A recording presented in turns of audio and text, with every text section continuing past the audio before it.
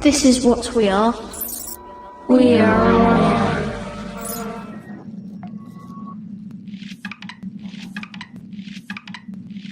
Welcome to the stage, Carolyn from Form Ant, all the way from New York. And Manny. Thank you. And Manny. I was really jealous about that group hug before, so I needed some hugs. Okay. Hi the stage guys, is yours. How are you? It's so great to be back in Barcelona. I was here last year, so there are some familiar faces in the crowd. It's great to see everyone, and it's been really fun working with Andres over the past year, just collaborating and hearing more about this event and the idea of Utopia. We're really inspired about what IAM is all about, and this year I brought a crew with me, which has been really fun. So Andres asked us to talk a little bit about, give you an insider view into the heart of the industry, which sounds pretty scary, but why do we have credibility to do this? I am actually a trained architect. I have created a company around food experiences. I've worked at companies like IDEO and Dragon Rouge and Wolf Olins. Most recently at Forman, joined the team about a year and a half ago. Everyone else will introduce themselves as we go. So Forman is a design and innovation company focusing on designing the moments that matter. And I'll get into a little bit about what that means. And the name comes from, form and function. So the philosophy around that is that the intention should determine the form. So we're pretty, that we take that seriously, and we believe that branding should be medium agnostic. So I can't stand up here and say that I'm Forman, so I just wanted to give a shout out to the team who are the magic behind everything that we do. We have about 16 people crossing content and photography and data science and strategy and UX and graphic and lots of different talented folks. So these are just some of them up here. I'm just going to play our reel so you can the work can speak for itself for a little bit.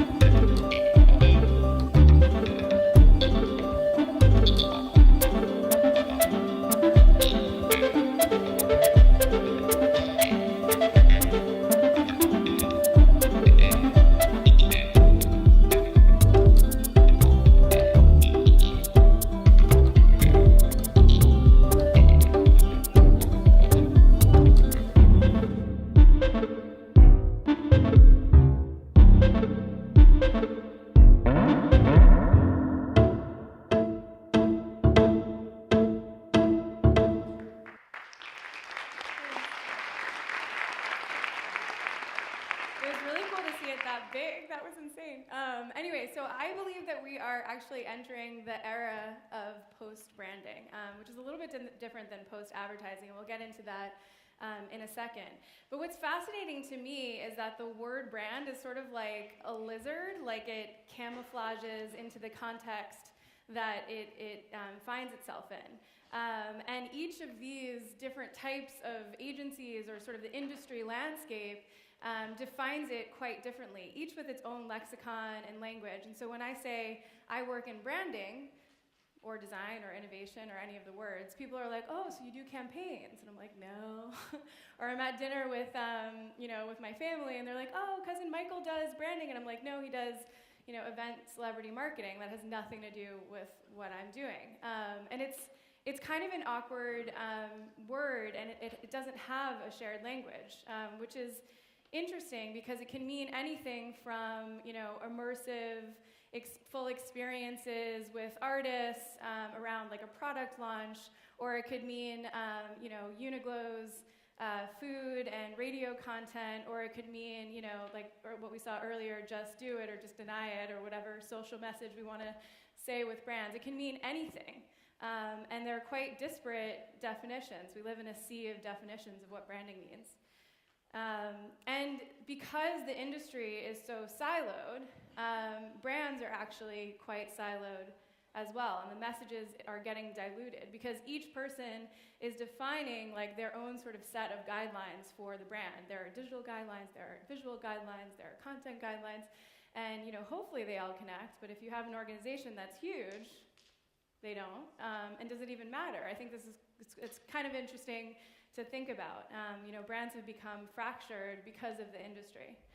And what's interesting to me, just being in the industry for so long, is that when brands are like, oh, why are you different? And what are the values and sort of the qualities that define you? These are actually like 5 of the most used qualities of like every brand. It's like, I'm real. Well, like I'm authentic. And you're like, really? Cool. And like if someone actually said like I'm real, like would you believe them? Like I don't think I'd believe them. And so brands have become static. They've become sort of flat and repeatable, repetitive, and I think that's kind of interesting. So a question that we've been experimenting with, or just asking ourselves, is how can brands be adaptive, contextual, and listen better? And there needs to be, we need to bridge the gap between, what a brand stands for, like what is this brand thinking, and how the brand is tangibly sort of demonstrated and experienced in the real world. And I think this personally is where it gets really interesting for me, because it's sort of like a merging of like architecture and innovation and multisensory experiences and sound and all the things that I'm really passionate about, is where it makes it, the magic happens. And so at Forman, we believe in moments, is what I said earlier, and we believe that it's the intersection of these 4 things that deliver value. So it's not only about the business objectives, it's not only about the impact, it's not only about the brand opportunity, because if you're not listening to people, then what are you doing? And it's not only about the context of the market, and you have to listen and deliver value to human needs. So the intersection of all 4 of these things is where it becomes meaningful. And we believe that design really connects the dots, can create cohesion around these experiences and these systems. And design, we want to broaden the definition of design to be designing the questions, designing the culture, designing the systems, designing the experiences so that brands can be meaningful. And actually, Manny, who will introduce himself, will start talking you through how brands are evolving, and then I'll talk a little bit about our installation.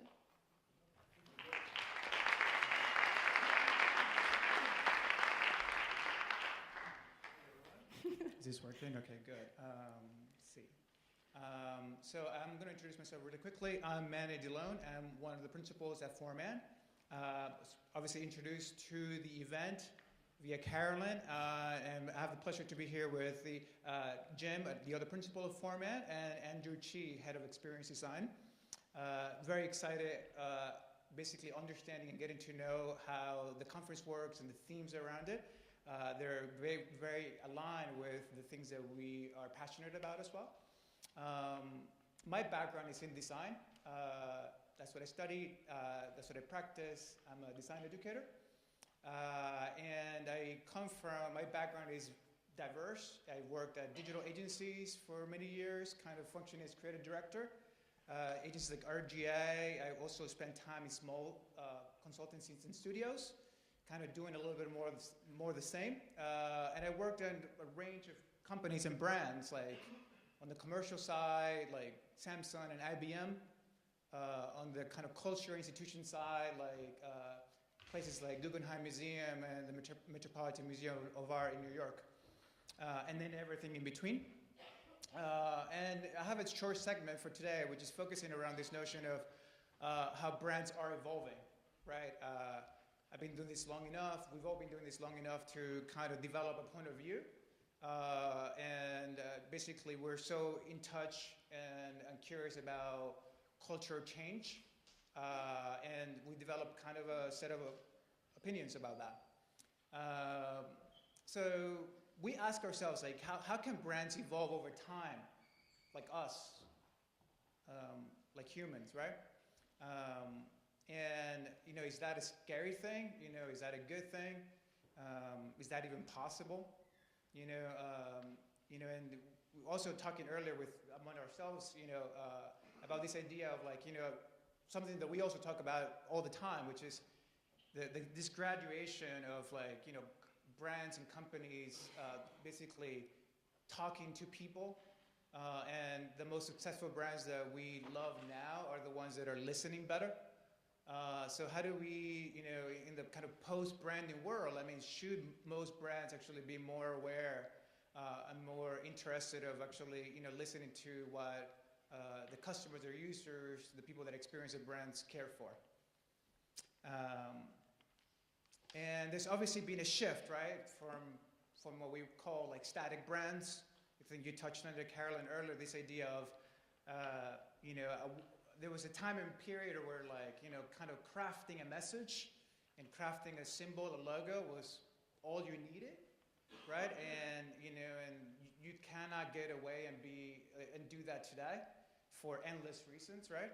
And we've seen a shift of like, the better brands, whether it's a tech company or a more established, emerging company like Sonos or Uber, Airbnb, this idea that you can have a point of view, but also have it develop dynamic systems.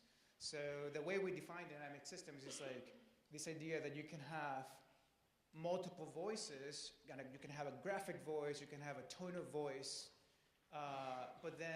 and you have multiple experiences, but you add it all up, there's still a point of view, right? And so, and then the third and last point that I want to kind of bring up is this notion of computational design, which is, basically a lot of brands adopting kind of algorithm systems to develop like rich brand languages that basically evolve over time. So they learn, they listen, and they also react and respond to the environment around us, right? So we're super passionate about that. And we brought a case study. Can't believe it's been 2 years now, but this was for a data science company in London called Helia. And they've been around for 20 years, and the premise was, the challenge at the time was like, how do we, this was a kind of like a corporate identity, but how do you make the 300 plus employees kind of understand what they do, but also more deeply actually care more about the role of data in people's lives. So this is a short video. How do we unify data and creative to establish one universal language? We were tasked to develop a new brand identity for Helia, an agency with roots in creativity and data analytics. As part of the design solution, we created a generative graphic system where every piece of communication has a unique mark and color system.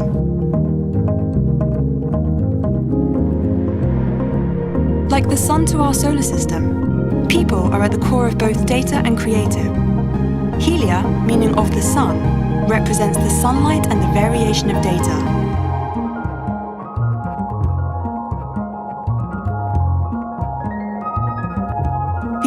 algorithm we created informs the visual language and utilizes precise data inputs from sunrise and sunset time cycles, as well as real-time weather and geographic information. As the final output, each piece is marked with a unique data stamp.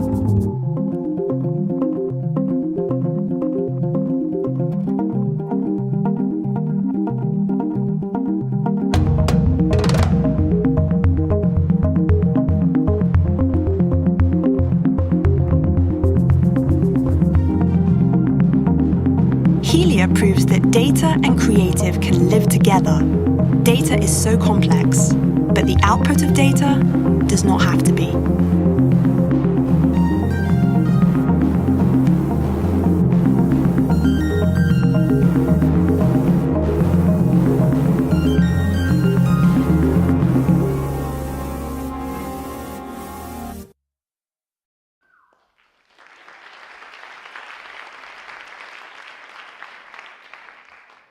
More slides. So I'll stay here for a moment. So this is kind of a demonstration of this idea of using data in a computational way to inform a graphic language that could be expressed in different ways, right? So it was a really fun project, and we find ourselves doing this. Not every client. The reality is not every client has the appetite to actually do something as bold. But it still doesn't prevent us from actually provoking and actually presenting ideas that would push them. So it's really what should I say? I was kind of wrestling with either extending that case study or just actually tossing a few additional questions to kind of leave you guys to arrive at your own conclusions. But especially since over the course of the weekend, it seems like there's more questions than answers, which I don't know whether there's a good or a bad thing. So I'll just throw a few more. But what if brands had in mind? That is super interesting to us. We heard earlier and throughout the programming of the event, people using the word behavior, right? But if brands had in mind, right? How would they think, right? Additionally, how would they listen, and what would they listen to, all these social conversations and dialogues and exchanges and communications that we're having even over the weekend, how can this be used to actually inform something bigger? What are those methods? What are and processes that allows brands to actually analyze and construct better solutions in the future? How should brands behave, right? That's another one. I mean, we mentioned that a few times already, but okay, upon analyzing something, it's almost as critical to know what to do next than to listen. So, we also over lunch we're talking about a little bit this same principle of how brands should behave after listening applies very much to things like when Uber had the big debacle a couple of months ago. You have a super successful brand, doing a lot of things that are considered, super, instrumental and good for community, but then even them are vulnerable to things that are outside their control. So how can they behave? How can they react, especially in real time or as quick as possible? And then ultimately, after you add everything up, what are they really telling us, as the sum of everything? We talked about, at least in our industry, brand engagement, loyalty programs, all the sorts of kind of jargon. But if you as a brand or a company are communicating with an audience, it's really critical to, now more than ever, because we're all very cynical, to actually have something meaningful to say back to that person. And then I'll pass it over to Carolyn now. Yeah, cool. Awesome. Okay, cool. So I'll be fast on this one. But we did want to touch on this because it's what we're doing at the conference as well. And it's not only about commercial work. I think we have opened our minds to the idea of like having our own R&D program, having we're having a design accelerator as an internship program or residents that are helping us think through things like sound and topics that we're really passionate about. I think that's something that we'll probably get into at the Q&A. But I did want to talk to you a little bit about experiments, and in particular, micro-utopias at the conference. I don't know if all of you have seen the installation, but sort of using those same principles, like how do we take an idea and just create a physical demonstration of it and create sort of an experience around an idea. And it's something that we've been experimenting with.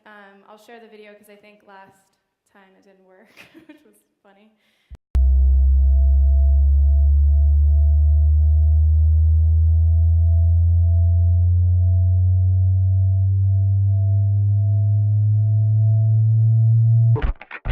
And over time, out of the wreckage.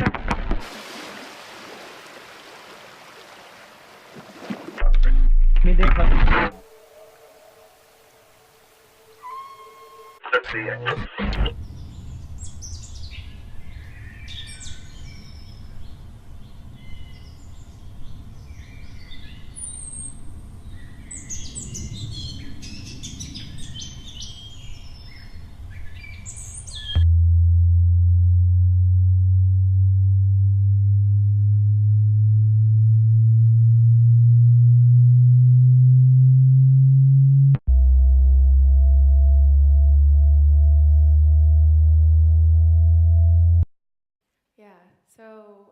Wow, I wish we had a screen like this all the time. It's awesome.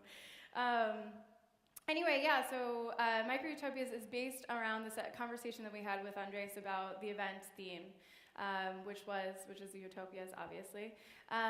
But we took the themes of the event and sort of questions like the future of work, future of labels, future of everything, and cut those into keywords.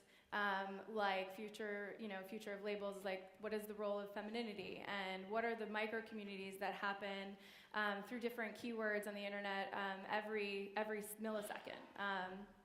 And if you take the word femininity and you look at like the Women's March, which was a shared belief, a shared language, and had a vision of the future that was better than today. So in essence, it could be described as a micro-utopia. To some, it was dystopian, which was kind of interesting to us. How does my micro-utopia and my tribe actually, to someone else, it is quite dystopian, and sort of the relativism of that that happens on a daily basis, and sort of the barriers and walls that we have around us. So we wanted to create a physical demonstration of that, where we source different media around different key topics. And if you saw it, it was sort of like these islands, the fabric of the internet. And the reason it was kind of like that was because we wanted to show the dimensionality and the different perspectives of the internet that happen all the time, and sort of questioning our collective impact on the tribes that we create, the communities that we have, and our world at large. And sort of, tying that back to the moments that really do matter and do create better futures. We just wanted to ask ourselves some questions and ask you some questions as well. So, yeah.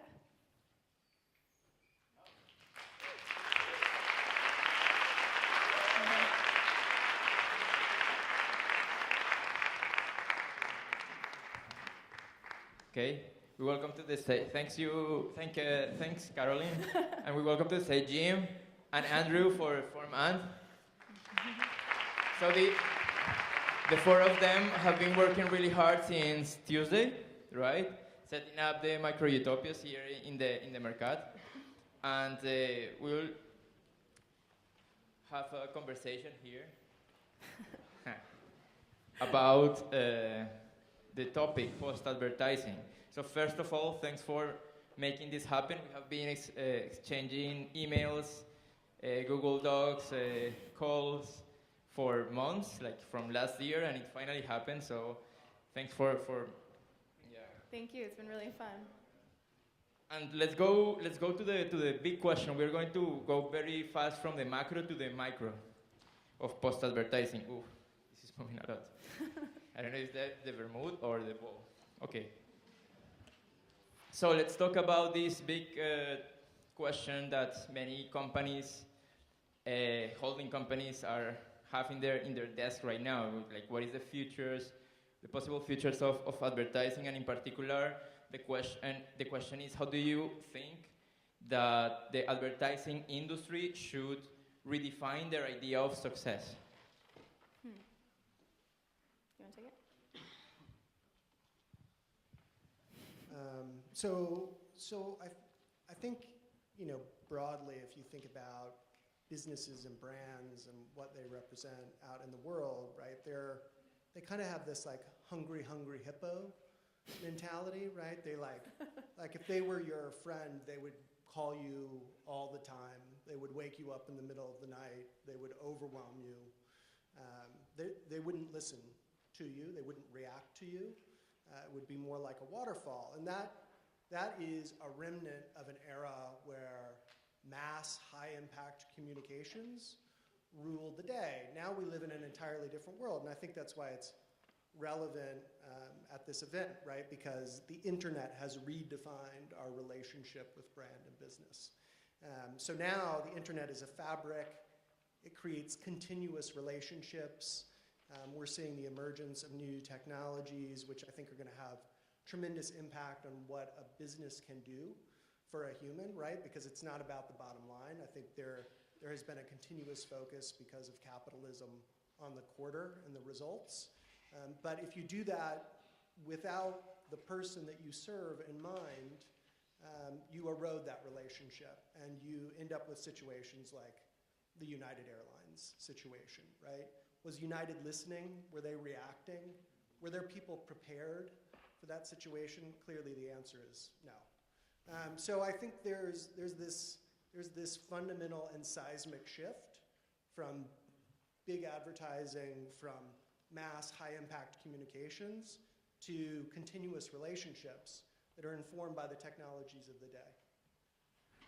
Okay, thank you. And Andrew, what do you think about basically a process-driven approach, as I understand what you are doing at Formand, and also what can be an interesting way to deal with this complexity that, you know, the industry is dealing with, but also the society is trying to digest? How do you feel that the process that you have incorporated and that you kind of believe in can present better futures?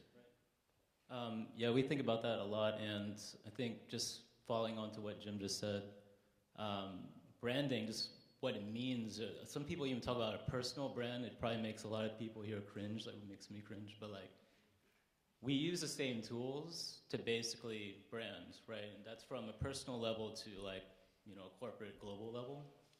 But also what's happening that we all know is that there's a lot of, the open source community, for instance, and sharing community makes a lot of the tools that can only be afforded by brands available to everyone. So one of the things that we try to do in our projects is to use open source tools that basically have the licenses built in so that it has to be put back into the community. And if you think about the scale and the stage that a large brand has, it's something like treating them more like innovation labs, more than just talking at you. That's one way. Okay, and Carolyn, what about the primary matter of creativity, people? How are you dealing with talent? What experiments are you doing in terms of attracting guys like this to this endeavor? Yeah, so it's actually really fascinating. You know, if you think about just the U.S., about half of the workforce is freelance, which is a lot of people. And so we've actually created a residency program where we have experts in different capabilities to come and join our team for 3 to 6 months. And, you know, be residents, be part of the team, and have a project. So, you know, we're recently doing a project around sound where we have a resident, you know, really helping us figure out what that means and what we can do with it. And it's been quite exciting for the team just to provoke ideas and have a different, so rather than people just coming in and out all the time, you know, have someone really dedicated and joining the team and culture. So that's been really fun. And then also we have a internship program called Practice, which we actually call it a design accelerator, where it's a 10-week project, and there are 5 students that are selected across different disciplines. The selection process is quite fun. They have to submit an idea that's like box is Ubered over to them, and they have to like figure it out and create something in 24 hours. It's really fun. They get so excited about it, and we get excited about it. And so for 10 weeks they focus on a project and they have an output, and it's really cool because they're collaborating, they're being guided, they're learning the moments, moments that matter, sort of ideology, and they really have a lot of ownership and empowerment. So it's been really fun to experiment in this way, and it's kind of cool that we are able to. And are you looking for interns?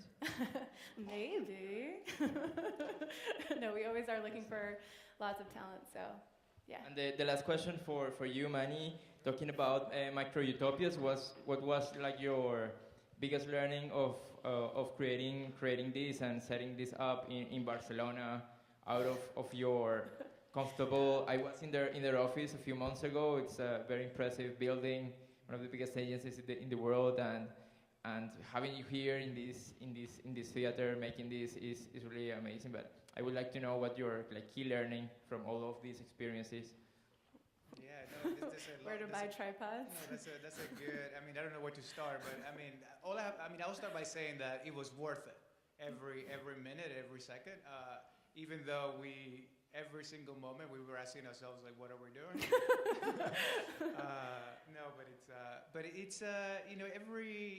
This may sound a little cliche, but it's really true. Like every project is different, and this was kind of a testament of that, right? Like you go in with an intention and a plan, and we've learned to actually understand that the process will be different every time. This project threw a lot of wrenches at us along the way, but we're trained to actually, deal with that. From a creative point of view, it was really, really interesting because this was like a self-funded initiative, like the whole installation, and we started about a year ago. So as you can imagine, there was a lot of resources, time, hard costs associated with it. But so as a result, like our team was really small, and we actually had to play with materials that were not only affordable but also accessible. Like we're about to move to a new space, and in our current space, even the area that we actually had the island was pretty small. So I think a good way of bookending what I'm saying is like this idea of like you're working with the materials that you have and making the most out of it, and I think not only hoping for the best, but trust the process to some degree. Yeah, there was a bit of serendipity in the process too. Trust the process and Randomness. trust in randomness. Okay, Manny, Carolyn, Jim, Andrew, thanks very much. Thanks. Big applause. Thanks, Andres. In randomness, we trust.